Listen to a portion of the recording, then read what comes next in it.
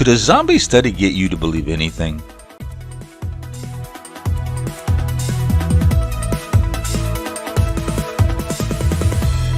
Hello, this is ChartGPT Today. You know, there's always a study coming out to prove this, that, or the other. And of course, we sometimes cite them right here on ChartGPT Today.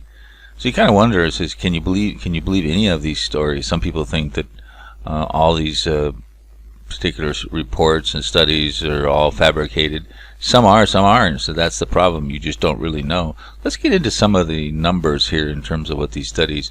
The number of papers, you know, on a yearly basis are enormous. I memean, people are producing them to such an extent that, you know, it's really hard to keep track of them. They're going off the charts here.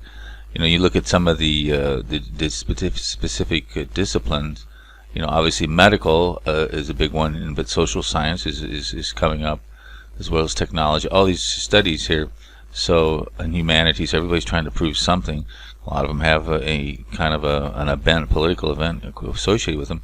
Here's just kind of give you an idea. There's scholarly journals, there's trade publications, and popular magazines. They're all paying for all these studies, and much of them are trying to get you to buy this or to think that, you know. And so it's you really have to be careful.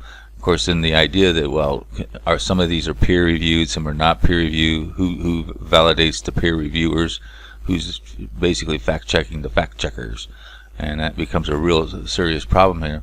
There's been scandals, and this goes all the way back to 2015. You know, the Washington Post said that a major publisher retracts 43 scientific papers amid a wider fake review scandal. We see the people putting in all kinds of papers and getting them approved, but they really aren't really fact-checked. So getting in some of the numbers here. There was a sting kind of done on 304 papers submitted, and 98 were rejected, 157. So about 50% of studies that even get submitted get rejected, but nevertheless, a lot of them get through that are not really true. So somewhere between 5 and 7 million studies are published, and it's amazing. Again, a lot of them are self-proclaiming studies to sell you this or get you to believe that or the other. But after the peer-reviewed studies, between 1 and 6% get peer-reviewed depending on the field. So that's a very small percent. So a lot of these are studies, so-called studies, are generally there to get you to believe something. And so since 1980, more than 40,000 scientific published, and these have been peer-reviewed, have been since found to be false. So these are what they call zombie studies. So people citing these studies in the articles that they have, those studies become dubious because their studies are based upon studies that's been since rejected. So those zombie studies. So the whole science field is getting to be a very dubious situation. So does that mean we should just not think these studies are any good at all? Well, I'm not so sure to dismiss them all.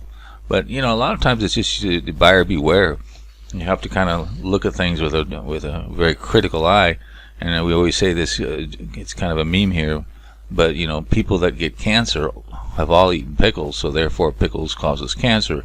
So the study might not necessarily be wrong, it's just that maybe the analysis of it could be wrong.